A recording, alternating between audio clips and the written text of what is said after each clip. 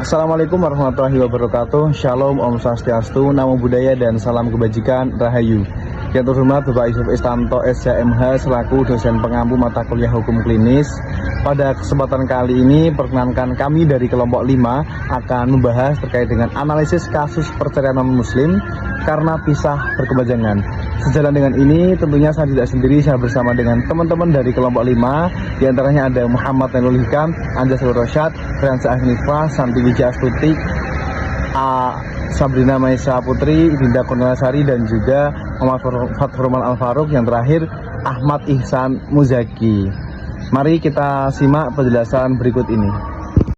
Assalamualaikum warahmatullahi wabarakatuh. Perkenalkan, nama saya Dinda Kurniasari, NIM 2023-20021.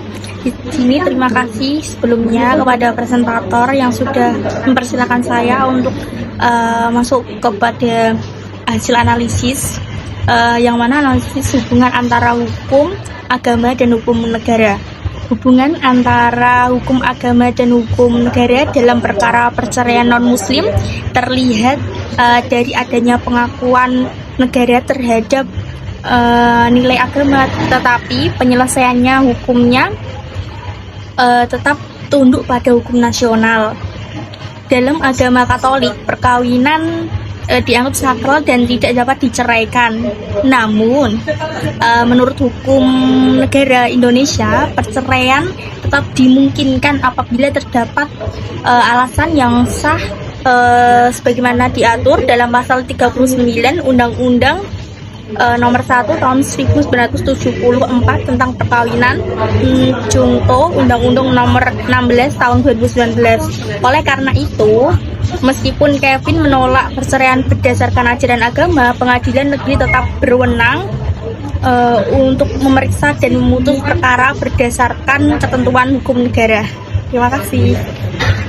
Alasan perpisahan berkepanjangan pada perceraian dan dasar hukum. Perpisahan berkepanjangan dapat dijadikan alasan perceraian. Dasar hukumnya terdapat pada pasal 19 huruf F Peraturan Pemerintah Nomor 9 Tahun 1975 yang menyatakan bahwa perceraian dapat terjadi apabila antara suami dan istri terus-menerus terjadi perselisihan dan pertengkaran sehingga tidak ada harapan akan hidup rukun kembali. Dalam kasus Kevin dan Angel, mereka telah hidup berpisah sejak tahun 2018 dan tidak tinggal bersama selama bertahun-tahun. Lalu secara komunikasinya semakin memburuk dan kondisi ini menunjukkan bahwa tujuan perkawinan untuk membentuk keluarga yang harmonis sudah tidak bisa tercapai lagi. Perkenalkan, nama saya Sabrina Maisa Putri, NIM 2023-20023. Di sini saya akan menjelaskan tentang pertimbangan hakim pada unsur perkawinan tidak dapat dipertahankan. Yaitu dapat dijelaskan, hakim mempertimbangkan unsur perkawinan tidak dapat dipertahankan dengan melihat fakta-fakta persidangan, seperti lamanya perpisahan, tidak adanya komunikasi yang baik, kegagalan upaya perdamaian, serta tidak adanya harapan untuk hidup rukun kembali. Hakim juga akan menilai apakah hubungan suami istri masih dapat dipulihkan atau justru mempertahankan perkawinan hanya akan menimbulkan penderitaan bagi kedua pihak. Jika terbukti hubungan rumah tangga sudah retak secara permanen, maka hakim dapat menyimpulkan bahwa perkawinan memang tidak dapat dipertahankan. Kewenangan pengadilan negeri dalam perkara perceraian karena perpisahan berkepanjangan. Pengadilan negeri berwenang memeriksa dan memutus perkara perceraian bagi pasangan non-muslim berdasarkan pasal 63 Undang-Undang Perkawinan. Karena Kevin dan Angel menikah secara Katolik, maka perkara perceraian mereka bukan menjadi kewenangan pengadilan agama, melainkan pengadilan negeri. Pengadilan negeri memiliki kewenangan untuk memeriksa gugatan, mengupayakan perdamaian, memutus sah atau tidaknya perceraian, serta menentukan akibat hukum lain seperti hak asuh anak dan pembagian harta bersama. Selanjutnya, akibat hukum pengabulan perceraian terhadap status perdata para pihak dan anak. Jika perceraian dikabulkan, maka akibat hukumnya adalah hubungan perkawinan antara Kevin dan Angel putus secara hukum. Status perdata mereka kembali menjadi duda dan janda. Terhadap anak, kedua orang tua tetap memiliki kewajiban memelihara dan mendidik anak sesuai pasal 41 Undang-Undang Perkawinan. Hakim juga dapat menentukan hak asuh anak berdasarkan kepentingan terbaik bagi anak. Selain itu, mengenai harta bersama, pembagiannya dilakukan menurut hukum masing-masing atau kesepakatan para pihak. Perkenalkan, nama saya Ahmad Ihsan Muyaki, NIM 2023-20137. Nah, dari apa yang telah disampaikan oleh rekan saya, dapat disimpulkan bahwa hukum positif Indonesia memisahkan ranah sakramental agama dengan ranah hukum perdata publik.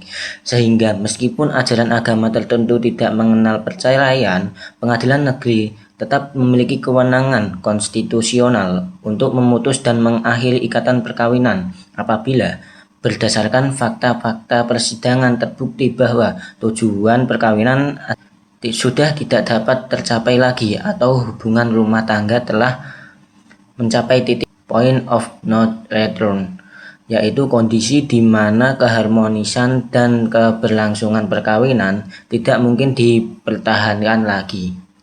Sekian kesimpulan yang dapat saya sampaikan. Untuk selanjutnya akan dilanjutkan oleh rekan kami.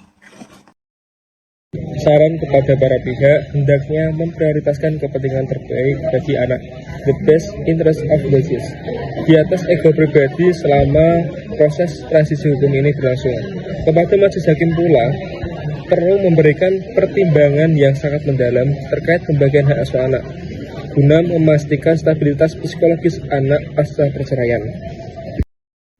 Menutup kesempatan kali ini, kami dari kelompok 5 ingin menekankan kembali bahwa di balik setiap putusan perceraian ada kasus perdata yang harus diubah dan ada masa depan anak yang harus dilindungi. Sekian presentasi dari kelompok kami, kelompok 5, kurang lebihnya mohon maaf dan terima kasih. Wassalamualaikum warahmatullahi wabarakatuh.